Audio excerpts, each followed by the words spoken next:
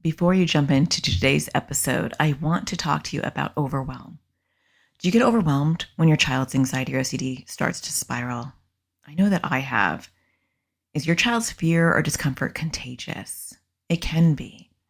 And one of the biggest gifts we can give our child is the skill to anchor ourselves.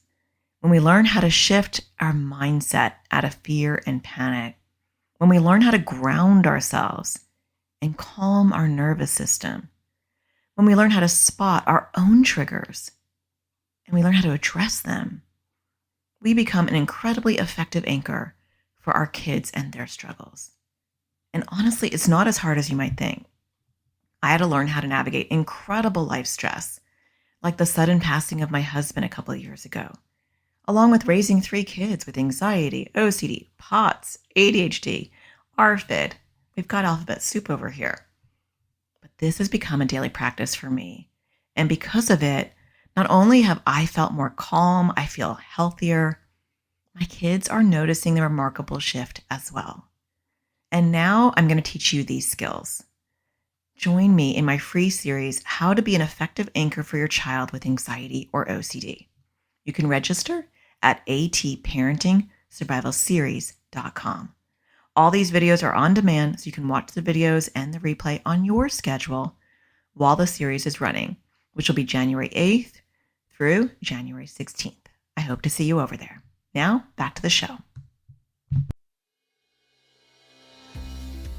Welcome to the AT Parenting Survival Podcast, where you get help and guidance through the chaos of parenting a child with anxiety or OCD. This show is for educational purposes and is not intended to replace the guidance of a qualified professional.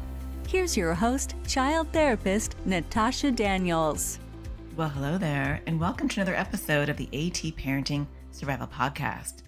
Today, I want to talk to you about something I think is really important, which is how you view progress. Now, this may seem like a no-brainer, but actually, these are the things that can really make a difference in, one, our own mental health, our physical health, the quality of our life, and most importantly, or I would actually have to argue equally importantly, is how we show up for our child's struggles and how effective we are as a parent or caregiver in supporting our child because of our mindset. Love talking about mindset, because there are so many things that we can do to support our kids with anxiety and OCD, but we often are focusing on the wrong things. We're focusing on the things that they need to do, the skills they need to build, the very concrete things. Those are all really important, but you have 100% control over how you show up. And that's the part that we discount. That's the part that we often don't focus on. And that's the part that can move the dial, because you are in control over that. And I love to focus on things that we actually can do, no matter where our child, teen, or young adult is at. And how we show up for our kids' struggles is something we have full control over. Although it's hard. I was going to say, it doesn't always feel like we have full control. Sometimes it feels really hard to control it. So there is that component. But when I say we have full control, I mean that it's work that we can do. It doesn't involve anyone else. It doesn't matter if your child's foot is on the brake. It doesn't matter if your child's not motivated. This is something you can do right now, today, and it can move the dial. And when I say it can move the dial, what do I mean by that? It doesn't mean that your child is going to miraculously not have anxiety or OCD anymore. It doesn't mean that if you just showed up in a different way, your child's symptoms would decrease. It doesn't mean that if you did all the right things, that your child would get better, because that's not true, even if sometimes we tell ourselves that it is. But what it does mean is that you will be in a better mind space. And what it does mean is that you will show up in the most authentic, grounded way, that you will be an anchor for your child, and you will be able to show up in a way that's effective. That's your part. That's the only part that you have. And the ripple effect that has on your own well-being, your relationships with other people in the household, including maybe your partner or your other kids, and your relationship with your child that's struggling, will all improve when we show up in a more intentional, grounded way. And so I want to focus today on progress. I've been talking in the last few episodes on mindset type of things because I love this topic. And I also have 450 other episodes that go way deep into very concrete things around anxiety and OCD. But I want to help you be the best parent or caregiver that you can be. And when we're talking about that, we're talking about you and how you're showing up. So, we're going to specifically talk about progress today because this is one of those things that can trip you up or empower you. And a lot of the time, it's tripping us up because how we view progress and our mindset around that impacts the energy that you bring to your child's struggles and the energy that you bring to your daily life, which can have a huge impact. All right. Well, before we before we jump into that, and that was kind of a long intro, my passionate intro. I do want to thank NoCD for sponsoring this episode. NoCD offers affordable, effective, convenient therapy, and they're available in the US and outside the US. And you can schedule a free 15-minute consultation to see if NoCD is a right fit for you and your child. Just go to treatmyocd.com. That is treatmyocd.com. I'll also leave a link in the show notes. I am currently also doing my free anchor series. It's a really good time to listen to this episode because I am talking much more in depth about this in my free series, How to Be an Effective Anchor for Your Child with Anxiety and OCD. And when I say child, I mean literally any age. You can have a 25-year-old, that's still your child, and you still have to show up in a grounded, anchored way. And so that is a skill. It's not something that most of us intuitively have. It's something that's a daily practice for me. And a lot of the times, I don't hit it out of the park. But I always tell parents, if you can hit it out of the park 30% of the time, that's really impressive. So we're not asking anybody to be perfect. I'm certainly not asking myself to be perfect. I want to have grace. But can I knock it out of the park 30% of the time? That's a lot more than what most people are doing. Because most of the time, we're just surviving. And we're not knocking it out of the park 30% of the time. Maybe 5% of the time. So join my anchor series. It's going on. It ends actually, let's see. I batch these, and so I record a bunch ahead of time. So I am not in real time with you. It started on the 8th, but this episode is not coming out until the 13th.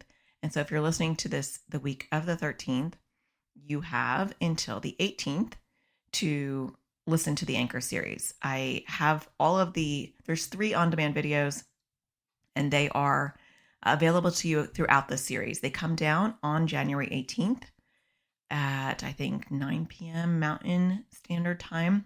And so you can watch those videos up until then. I also do 3 live bonus classes on the series website that I live stream, and you can ask me questions. And those will be available for replay watching as well. So you can catch the entire thing over this weekend, watch it with your partner or your loved ones who need to hone it in and get anchored. We go way in deep in this series. We talk about your triggers. We talk about your childhood. We talk about your mindset and how you're showing up for your child's issues. We talk about grounding techniques, a whole bunch of stuff. It's my favorite series. I have 2 series, currently 2 free series that I do.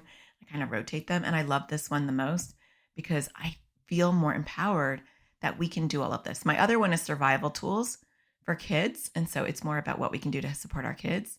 And that's why I love this one better, even though the survival tool series is more popular because people want to help their kids. They don't often want to reflect on themselves. That's scarier. That's more vulnerable. And it's actually more powerful too. So we're going to talk today about one component, but the series dives into other areas. I don't talk about progress. This is just a little slice of mindset that I wanted to dive into today. So go to atparentingsurvivalseries.com. That is atparentingsurvivalseries.com. And you can register and catch all those videos. You can catch the live class too, because there will be another live class on Wednesday. So you've only missed one so far if you haven't registered. And there'll be another one on Friday. And those are really good. So let's dive into today. So progress has a different connotation for each one of us. When I say to you, how's your child's progress? I'm talking about anxiety and OCD. What's your gut check on that? How did you feel just then when I said that? Did you feel down, overwhelmed? Did you feel hopeful and uplifted? That's an initial kind of indication of where you're at with the relationship of progress. I feel like with me, the initial gut check when I think of progress is overwhelm. I'm going to be totally transparent with you. That's my anxious gut reaction. And so my relationship with progress has to be a daily practice. It's not something that's my baseline positivity. It's an overwhelm because I'm in a bit of a darker chapter right now with 2 out of the 3 of my kids. My daughter, she's got her health issues, which are kind of intermingling with her um, anxiety and OCD issues. And then she's turning into a teenager. And so there's kind of like things are not perfect in that world. And my son's progress it's inverted. It's going in the opposite direction. If I was to look at it from my anxiety lens, that's my anxious baseline view. That's not the view I want, and it's not the view I want to show up with every day. But when I do the gut check, that's where I go. The gut check will tell you where your baseline is. Have a neutral relationship with your baseline. I can't control my baseline. That is what it is. We all have a natural inclination to have a view on something, and we can't alter the baseline, just like our kids can't alter having an intrusive thought. If you have OCD, the goal is not to reduce the intrusive thought. I know that might be mind-blowing to some of you who are new to my podcast or new to the OCD world. That's not the goal. Or if your child has anxiety, the goal isn't to reduce the anxious thoughts.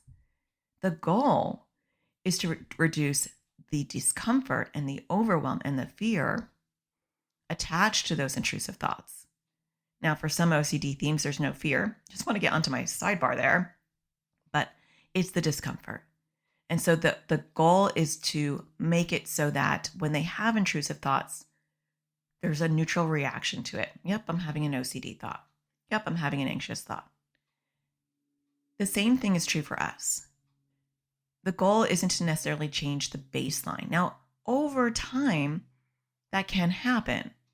Over time, you may not have as many baseline negative, overwhelming thoughts. Just like over time with our kids with anxiety and OCD, they may have less intrusive thoughts. They may have less anxious thoughts. Because over time, anxiety and OCD stopped showing up to the level that it did because there's not a big reaction. It's not reinforced. And so that is true for us too. I have a weird relationship with progress right now because there are struggles. And I always feel like we can be very upbeat and hopeful. For the most part, I know a lot of people aren't, but we can be more upbeat and hopeful when things are going well. It's the real work when things aren't going well and we are still hopeful and we still have a positive view. Not a toxic positivity view, but a realistic positive outlook. We're going to talk about the difference as we progress. And so how you view your progress and how you view progress in general is going to be twofold, right? You're going to have your initial gut reaction that you just had. And then we're going to talk about how to work with that. It's like a piece of clay on a wheel. And then we can't control what clay is on there, mine, negative, overwhelmed, anxious, but I can mold it into something beautiful. So we're going to start with mindset, the mindset of progress that can limit you. So let's go through those. And then after I go through these, we're going to take a break. And then I'm going to talk about a positive view on progress or an alternative. Let's just remove the positive, an alternative view on progress that can be more supportive to you and your child. So here are some ones that can limit you. Let's go through these first. And for those of you that are note takers, I did create a PDF for this. And so you can get the handout at natashadaniels.com/handouts. That's natashadaniels.com/handouts. For those of you that are newer, I have gotten into this thing where I'm creating handouts for most of my episodes. For those of you that are note takers, or you like to go back and review things, or you like to read things, or you like to give things to other people about this who aren't going to want to listen to a full podcast, it's my gift to you. Just go there, register, and then you will land on a website that has all of the handouts for all of the episodes that I have handouts for. And then save that URL so you don't have to keep going back and registering. And that way, every time I say there's a handout, you've bookmarked it. You can just go to that website and update it, and you'll see the new one. It goes by episodes, and this is episode 453. So look for handout 453. I hope that you find that helpful. Okay, let's get into some of the limiting ones. I have all of these, so you are in good company if you're like, oh man, Natasha, yes, those are all me. Well, they're me too, right? We don't get to control our baseline. We don't get to control the clay that's on the wheel. We just get to control what we do with it. So the first one is solid, rigid goalposts. These are things that, this is when you have goals that are rigid. I want my child to be able to function, have a partner, go to college, have a successful career. I've got these rigid goalposts of what I see for them, and it's inflexible. It's not going to meet them where they're at. It's inflexible. That's what I want. That's success. That's progress. Progress is them going to a 4-year college. Now, you might hear me saying this and be like, well, Natasha, I do want that. Is that bad? No, it's not. I want that too for my kids. But listen to the word that I'm saying, solid and rigid, right? It's okay to have goals. We're going to talk about that after the break, but I'm talking about rigid goalposts that are inflexible based on what's going on with our kids. I want my child to go to public school 5 days a week. I want my child to sleep in their own bed 7 days a week. I want my child to eat 3 balanced meals a day, 7 days a week. Right? So for some of you, these are unobtainable currently. And so I have found that I had pretty rigid goalposts, in particular for my son, which I talked about last episode as well. And that episode was all about building trust when your child has OCD. Actually, there'll be other episodes after that. That's the newest episode currently, but I am still in December, so there'll be more in between. But I talked in that episode, that's a great supplemental episode for this one, is how do we build trust with our child and their OCD? And a big part of that is removing those rigid goalposts, because that really impacts trust. And it also, for me, it puts me on this hamster wheel of I have to get them there. And once I let go of that, it doesn't mean that I don't want that, but once I let go of that, there's like breathing room. But we'll go more into detail about that after the break when I talk about the alternative. I'm going to talk about the alternative to each one of these as we look at it from a different lens. All right, the next one is wanting large, unobtainable goals while missing the small steps, right? So when you think of progress, you say, progress is my child not taking 5-hour showers. Progress is my child being able to eat all foods. Focusing on food because my son has ARFID. For those of you that don't know what that is avoidant restrictive food intake disorder. And it's when somebody severely restricts their food intake, not due to image or concern for weight loss, but more related to multiple categories under ARFID. I have podcasts on ARFID. You can search that and you'll find more information as well. And so maybe you have a large goal that they will not ask you a gazillion reassurance questions every day. Or maybe your goal is that they will be able to sit and touch everything around the house without fearing that it's contaminated. Or maybe they can go to the bathroom and they can leave the bathroom in 5 minutes instead of 2 hours. Those are big goals. They're missing the small steps. It's like a big leap. It's like visualize a ladder and all the rungs are missing except the bottom one and the top one. How on earth are they going to get to the top? They need smaller rungs. We'll talk about that when we go into the shift. Okay, the next one is viewing your child's issues as something that can be permanently cured, fixed, or solved. Now, this one's a sticky one. Some people may disagree with that, and it's okay. You could disagree with me. But I do feel like it's a limiting belief when you are like, I need to fix this. I need to eradicate anxiety and OCD from their life. I need to cure them and they'll be okay. And this includes PANDAS and PANS.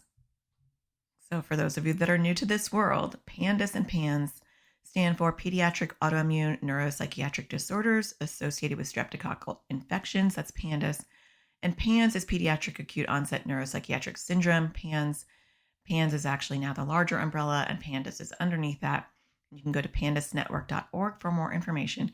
But that is when our kids have an external environmental stressor that has caused some OCD symptoms. And you can have both. You can have like genetic predisposition and then the environmental stressor, which can be a strep infection, an autoimmune infection, an exposure to toxins or molds that can create OCD symptoms.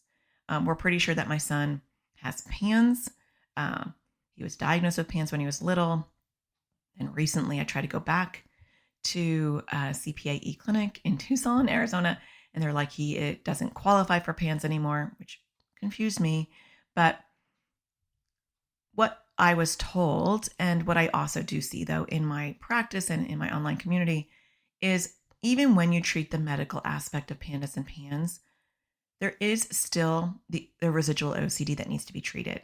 And so even with PANS, and if we're going to look at my son, for example, yes, he met clinical criteria for PANS when he was 8. He was treated for it like at 8 and 9, didn't really move the dial, but we're still dealing with the residuals of that. We're still dealing with ARFID. We're still dealing with anxiety.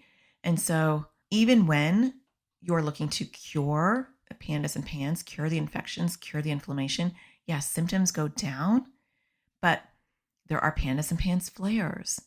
They get a cold and all of a sudden those symptoms are back. Or the residual, I'm trying to think of how to say this, the residual habit of the compulsions is still kind of burnt in and needs to be resolved through these approaches. And so even with that, we're not, because sometimes I think when people are in that world, they're like, I do need to find the cure and I do need to fix this and then it will be solved. And I am here to tell you on a personal level that that's not my experience. And in the AT parenting community, my member community, I don't see that as well. I see things radically reduced when you get the right medical intervention, but it's not a cure-all. And anxiety and OCD in general is not a cure-all. There are times where they do really well. And it doesn't mean that our kids are going to be debilitated all of the time. But when we have this view of, I just need to fix this, solve this, eradicate this, then we get very overwhelmed and frustrated when things come back, because progress is not linear. It's 2 steps forward, 1 step back, 2 steps back, 1 step forward, up 5 steps back, 1 step forward. It's a dance. And I look at it like diabetes. And I know some people disagree with that, but I do look at it like diabetes. Diabetes is rampant in my family. So it's not a big leap for me. And it's something that can be well managed.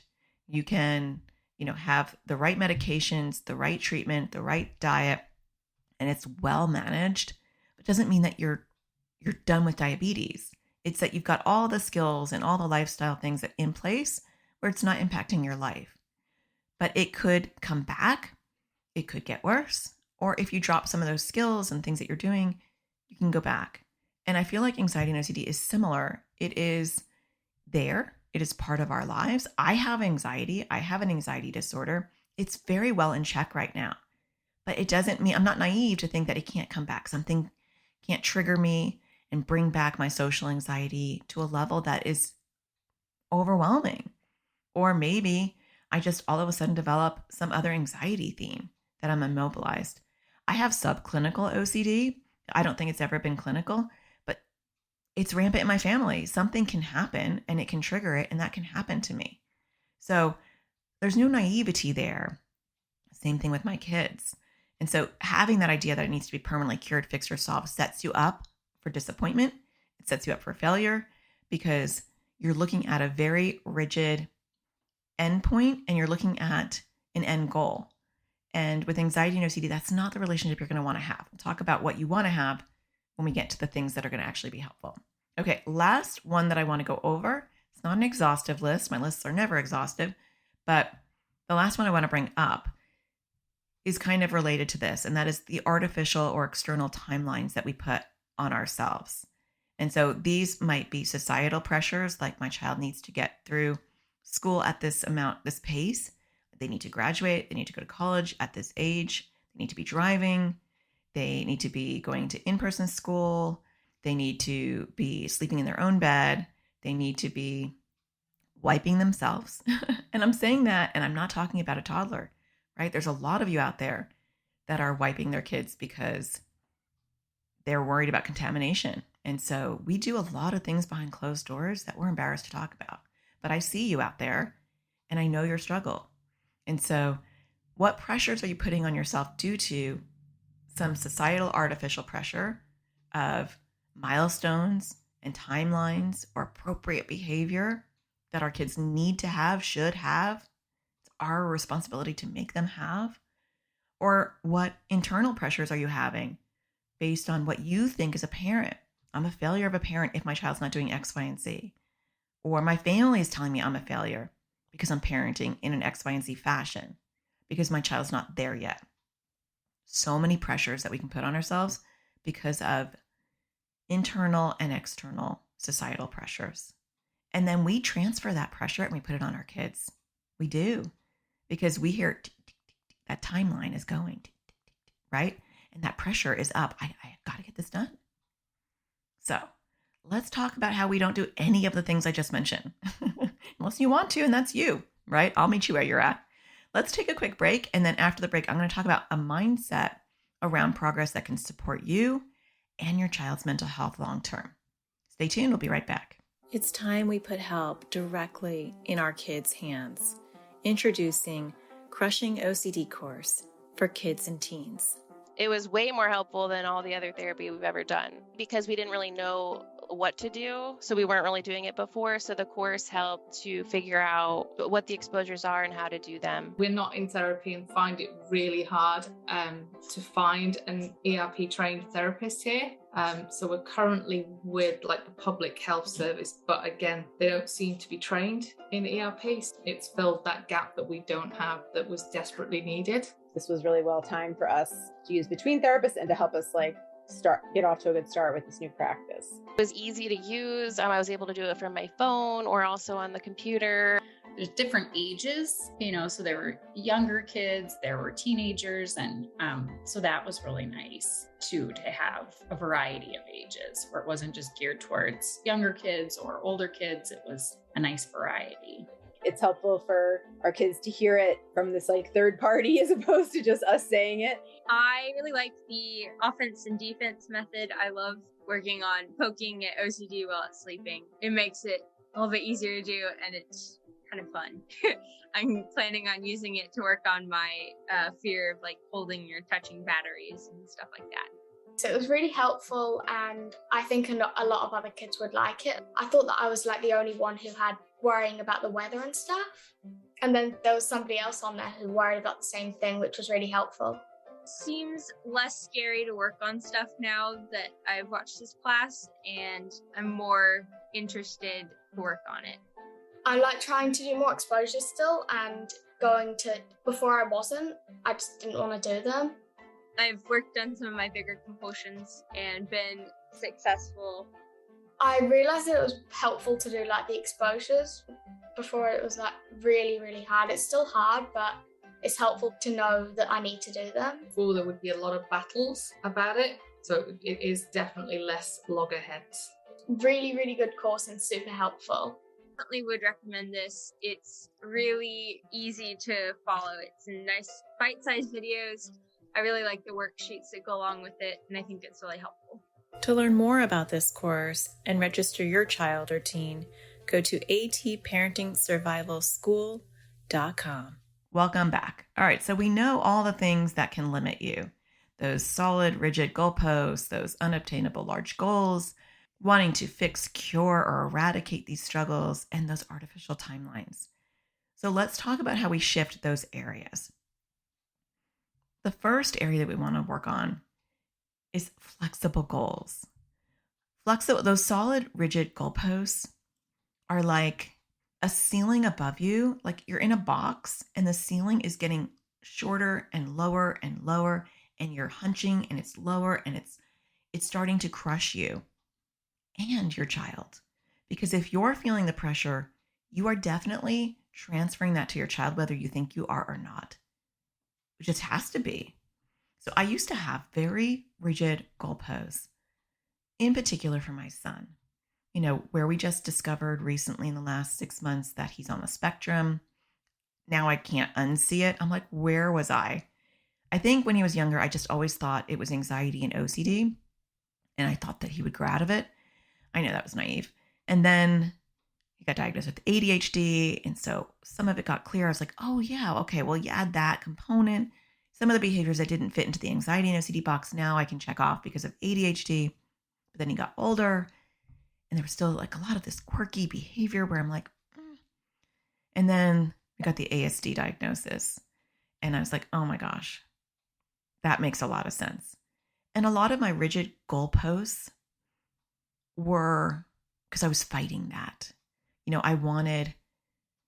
I had this view of wanting behavior a certain way. I want you to be socially friendly and acceptable and not have meltdowns in public and not be awkward around other people. And I want you to not get overstimulated. And I want you to be able to go into a festival if we go somewhere. And I want you to be able to handle that. And I want you to actually enjoy it. I want you to travel. I want you to go into the plane and the bus and be okay. Those were goalposts, rigid goalposts. Like, if you're not doing those things, then we're failing and we're not making progress.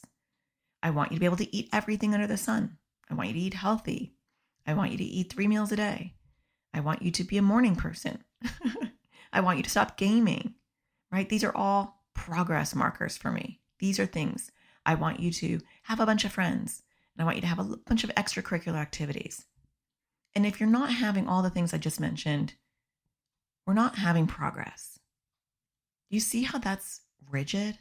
How that didn't fit into the mold of who my child may be? I don't know who they are, right? They're ever evolving, but they're not some of the things I mentioned. And some of those are due to limitations that may be with them forever. Sensory overload. Does it mean that they have to live in a bubble? No, but my goals need to be more flexible, right? And they need to be more all-encompassing of where is their limitation currently. And so there aren't these solid, rigid goalposts of you're going to leave, you're going to go to college, you're going to stay in a dorm, you're going to go to festivals, you're going to be around a lot of people, you're going to be social, you're going to have extracurriculars. No, I have to have flexible goals. And flexible goals are meeting your child where they're at, not where you want them to be. That's what flexible goals are. Where does your child want to be? What would resonate for your child, right? And so having rigid goalposts prevents that from happening because they're too rigid. And when I moved into more flexible goals of, I want my child to be happy. I want them to feel connected to me. I want them to feel comfortable when they're talking to a one person, or I don't want them to feel overwhelmed in a one-to-one, right? More flexible goals. This feeds into the second thing I want to talk about, which is smaller micro goals. We're talking about daily goals, weekly goals, not large goals. Like we talked about at the top of this podcast, talking about, I want my child to be able to sleep in their own bedroom 7 days a week. I want my child to eat 3 balanced meals a day. I want my child to be able to leave the home. Or I want my child to be able to go to school 5 days a week. Or I want my child to take, 30-minute showers instead of 5-hour showers. And I'm trying to touch on different things for different people so that I'm reaching a lot of you, but just replace whatever I'm saying with your goal. What is a lofty goal that you're wanting that seems like a pretty big jump? We want to fill in the rungs, right? Think about the ladder again. They're not going to be able to reach the top. We're setting them up for failure. We're setting us up for failure. So what's a rung right next to the one they're standing on? Small micro goals, daily goals. That helps me anchor myself because when I get overwhelmed, and I teach this in my anchor series that you're going to join because it's free and it's really good. But when I'm thinking about my overwhelm, I realize that I'm not thinking micro. And so when I'm thinking micro, I'm thinking today. That really reduces my overwhelm because today I don't have to have my child eat 3 balanced meals because that's not going to happen. Today, my goal is for him to eat enough calories that he can be sustained for today. That's my goal because that's realistic. What's a goal for your child today? Maybe they're not going to reduce their 5-hour showers. They're not even going to reduce it to 4 hours and 59 minutes because they're not there yet. Because maybe your micro goal is just building trust and communication because they're not motivated. And so that can't be your goal. You can't have a goal for your child that they're not on board with. That's not how it works because they're the only one on the ladder. You're holding the ladder solid so it doesn't fall. That's you being the anchor, but they have to do the climbing. And if you don't put small enough rungs on the ladder, they're going to look up and they're going to say, it's impossible. How am I supposed to climb and get that rung? I'm not Superman. I can't jump or fly. And we're setting them up for failure when we're saying, get up there. They're not Spider-Man. So we're holding the ladder and we have to do micro goals that work for them. Can they talk about anxiety and OCD? No? Okay. Can they talk about anything? Do I need to sit and support? I do have a whole podcast on how to build trust and communication. That is episode 291. I actually had to go back and look. There's another one too. I wonder if this is a podcast. Let me just take a look. It is. Actually, that's so funny. I just did this one. Oh, I already talked to you about this. I'm like having dementia issues. Not really. God forbid. Yeah. December 23rd, I did Building Trust When Your Child Has OCD. I guess we're not putting episode numbers on these anymore. That's weird. So, but I did another one, episode 291. If you go to my website, childocdtherapist.com, I changed my URL to make it super simple. You can find me on Instagram at Child OCD Therapist. You can find me on TikTok at Child OCD Therapist. I actually do reels every single day to help you understand your child's OCD. So if you're not following me on Instagram, definitely follow me because I'm doing a lot of free content to support you. But if you go to my website, childocdtherapist.com, you scroll all the way to the bottom and go to the search feature. Or if you're on your phone, I think the search button is at the top. You can type in anything that I'm talking about and the resources will pop up. And so if you type in trust, that's what I did. I went to my website and I typed in trust and then I saw my latest episode and then I saw the episode before that I did. And so that's a great way whenever I bring something up because I may not always link it. Sometimes I forget to link it. You may not look at the show notes. Most people don't. So take a look and then that way you can learn about how do you build trust and communication. If you're thinking, there's no micro goal, Natasha. My child won't work on anything. There's always something to work on. There's always the next rung. It may not be what you want because it's not the top one. That's where the mindset problem comes in because parents give up. They say there's nothing they want to work on. Okay, then what are you going to work on? Then you have to work on your relationship and then maybe work on educating them about OCD or anxiety. But you have to start somewhere. You have to meet them where they're at. And sometimes where they're at is they need to feel like they can trust you. They need to feel like you're not going to talk about anxiety and OCD. Or maybe one of your small micro goals is you working on systematically pulling back your enabling of anxiety and OCD, one very small step at a time. It has to be systematic though. I do have a study guide course on that. So the SPACE study guide, Ellie Leibowitz's SPACE treatment program is not rocket science. It's something that most therapists were doing already. But what I do like about it is it's very formulaic and it's very instructional and it's very step by step. And so it's a great tool because it's teaching parents, how do I pull back my enabling of OCD or anxiety in one small step at a time, which I resonate with. I did create a study guide because people asked me to. They're like, I like your style of teaching. Can you just digest this and make it a study guide? And so you can find that in my online school at atparentingsurvivalschool.com. I have a bunch of courses on a bunch of stuff related to helping you with anxiety and with your child's anxiety and OCD. And that is one of them. So you can go check that course out as well. But that would be a micro goal is maybe I'm going to take that course. And then maybe that's my only goal, right? That's my weekly goal because in a week I can take it and then I'm going to get my next goal. But I'm going to get tunnel vision on what micro goals are for my child and what are for me so that I am not overwhelmed. So that's an important one. The next one is how you view anxiety and OCD. There's no finish line. I know that's annoying. And sometimes parents will say to me, is this going to come back? Or will they ever feel relief? And the answer is, I don't know if it'll come back. It may not. Some people have a really rough episode of anxiety or OCD and it never comes back, or not to that level. But there shouldn't be a finish line, because there's always a relationship with anxiety and OCD, even in maintenance mode. There's, like with me and my social anxiety, I'm always very clued into how I'm feeling, how a social situation made me feel. How am I avoiding? I'm pushing myself. And so I'm always in maintenance mode, trying to maintain my skills and maintain my progress. And sometimes physiologically, I may not have control. I'm not naive to the fact that something can hit me over the head tomorrow and I can have like full-blown anxiety or OCD.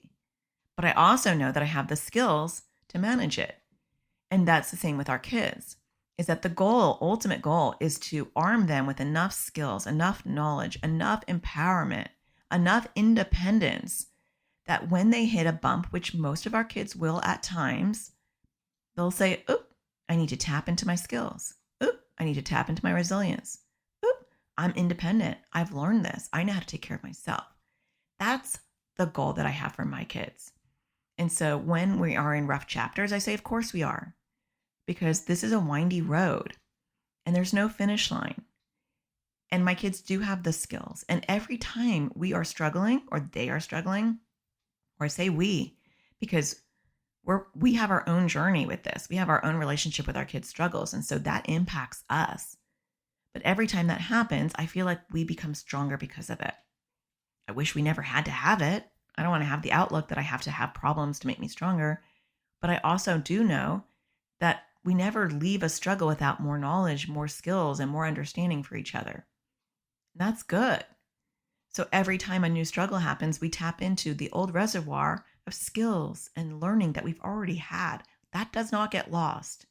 It can feel like it's lost because it's not tapped into when our kids are really struggling. But there's always progress, because you don't unlearn all the things that you already learned, even when you're struggling. So I like to view my kids' struggles as fluid. I know when we're having a good period, I soak it up, I celebrate it. I try not to wait for the other shoe to drop, even though that's my baseline anxiety. So I'm aware of that baseline, because remember, we can't control the baseline. But I say, soak it up. It doesn't matter. What's happening today? Today is a great day. Today is a great week. Maybe this is a great month or year. And I'm going to soak it up because I'm only in the moment. And that's a hard daily practice. Okay, the last thing I want to talk about is the artificial timelines, the external pressure, the internal pressure that we put on ourselves and we transfer over to our kids. This was a big one for me. I've had to let go. This kind of aligns with the whole rigid goalposts for me, but I had very rigid societal timelines. And over time, mainly with my son, he's really like my life lesson here. Mainly it's him. I've had to accept an alternative timeline and actually just eradicate timelines altogether because they were artificial and they were putting pressure on me, which made me put pressure on him. And so I had rigid ideas.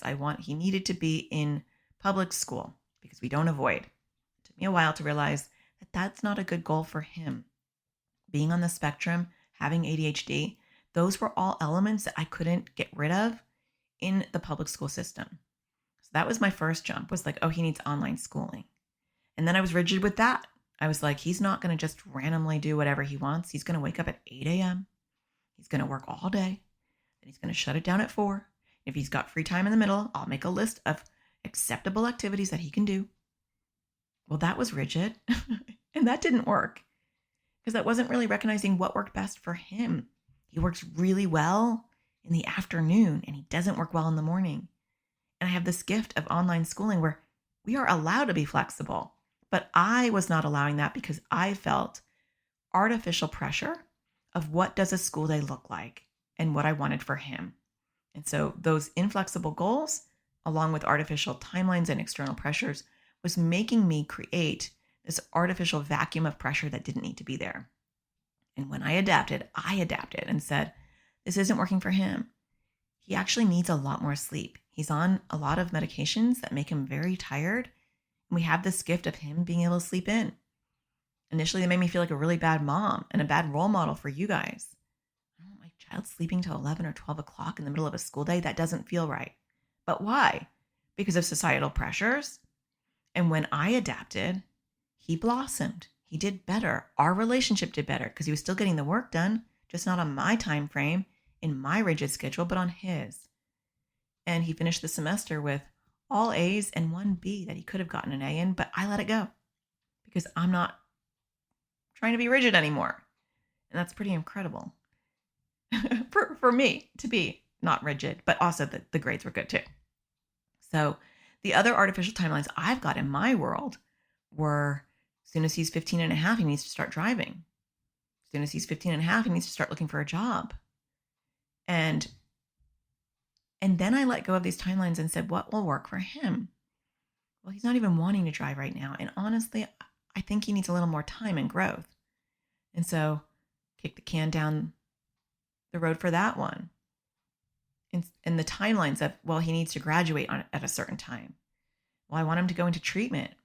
And I want to give him the gift of focusing on his mental health. And so starting in January, which actually you're already in the future, we're going to take a break. He's going to take a break. That's when I need to stop, drop the we, and it's the he, right? It's not about me. And focus on a partial hospitalization program where he can focus on his mental health. It's a day program. And I want him to only focus on that. And his school counselor was like, oh, we can add 2 classes so that he doesn't fall behind. I was like, no, I don't fall behind from where? From what? Like, are they going to kick him out of school and say, oh, you're too old, you can't finish your high school diploma? No. Can he miss a semester or half a semester and focus on his mental health? The old me would say, absolutely not. The old me would have panicked and said, no, I've got goalposts, I've got timelines, and this isn't fitting. The new me that I have to tap into on a daily basis says, what works for him? Why is there, what is this timeline? I'm not hearing the clock anymore. Yes, let's focus on mental health. That's equally, if not more, I would actually argue more important than anything else. That's my priority. No more artificial timelines. It is okay. We're doubling down on mental health. And then if things are going well, maybe we'll sign up for some driving classes. We'll see how it goes. So what artificial timelines are you dictated by? What is for you? What clock are you hearing? It's different for each one of us. What kind of pressures we put, depending on how old your child is and what things are important to you or to the people around you. But I want you to start looking at these things. And what I want you to think about as we kind of wrap up today is what goals are rigid. What rigid goalposts do you have that maybe you haven't been aware of, or maybe you are aware of? What are the sizes of your goals? Do you have small enough rungs that your child can start climbing that ladder? How are you viewing their issues? What does progress look like through that lens? And lastly, what artificial timelines are crushing you and crushing your child? Because we transfer all of that crushing and we put it on our kids because we feel the pressure. And so we transfer the pressure to them. I hope that you'll join my Anchor series. If this resonated with you, the Anchor series is going to be phenomenal because we go even deeper and I give you a lot of concrete tools and skills and methods to anchor yourself, because these are the things that I think about every single day. This happened actually at Christmas. I went in with this expectation of, Natasha, it's not going to be this kumbaya Christmas. Your son's not going to sit there and love every gift and be really communicative. And we sit there for hours. He's going to get up. And even when things started to unravel and those things started to become true, I got angry. Like my initial reaction was, you're ruining Christmas. Why? Get off your phone, come back, and then he got nauseous and he was in the bedroom and he had pillows all over him, which is his coping mechanism. I'm visually seeing him trying to self-regulate and I'm getting angry because I'm like, get back in here. We're having Christmas. So even though I had prepared myself for the expectation of how this can unfold in a way that isn't going to resonate with my expectations. And when it was happening, I was aware this is what we thought was going to happen. And now it's happening. And I was aware of my emotions. Oh, you're getting really angry. Remember, we talked about not being angry about this. It took about 15 minutes of me kind of losing it a little bit to anchor it back and be in the moment and accept his capabilities or his incapabilities or his capacity to hold what was happening. And so my whole point in telling you that is this is a daily practice. And even when you have the awareness, for me, sometimes I can't turn it off. It's just a boulder coming down and I can't stop it. It builds momentum, even when I have awareness. But sometimes it just takes me a little while. And then there's this epiphany of like, come on, let's anchor down. And let's not ruin Christmas for everybody else. And he's not trying to do this. This is just, he's struggling. It takes a lot of work. And sometimes you're going to knock it out of the park. And sometimes it's going to knock you down. 30%. That's not a big percentage. If we can do it 30%, that's phenomenal. So join my Anchor series. I will talk about it in real life terms because I'm not asking for perfection because I am very imperfect. But join me at atparentingsurvivalseries.com. Again, it ends on the last day to catch it will be the 18th of January, 2026. So I hope that you're finding the podcast helpful. And if you are, don't forget to hit a star and write a review. I actually checked and we did get quite a few, so I appreciate that. I want to thank Lori, who wrote a review and said, so validating and helpful. New listener who just posted to episode 411 about when a family member is contaminated. Wish I heard it weeks ago. Thank you for all the strategies, tools, and outside resources you include to equip parents. I have saved many more episodes to listen to as well. Well, I appreciate it. Thanks for taking the time to write a review. And thank you for sharing what you're experiencing. I appreciate that. Did get a couple of other reviews that I wanted to thank you guys for episode helping your child survive the holidays with OCD and anxiety. I do want to thank Dawn, who wrote, Natasha, thank you for another great podcast and for all your work and support. You have literally saved our family over the last few years with your compassionate knowledge, depth on parenting OCD. We would have been lost without you, and your AT parenting community has been invaluable. You are inspirational and hope you and your family are doing okay. Lots of love, Dawn from Ireland, who I know because she's been in our AT parenting community. I do want to thank Snide Dude. I like your username, but you weren't snide with what you said to me. Thank you so much for doing what you do. You have helped my family a lot. Merry Christmas. And then you shared a clip of a comedian who had a funny thing about OCD. So thank you guys for taking the time to write reviews. I really appreciate it. And I do try to take time to read those at the end, not to inflate my own ego, but to share my gratitude for you guys taking the time to write them. So maybe if you write a review, I'll be reading yours next time. I hope to see you in the Anchor series, and I do hope that you find the sparkle in everything you do. I'll talk to you again next Tuesday. Take care.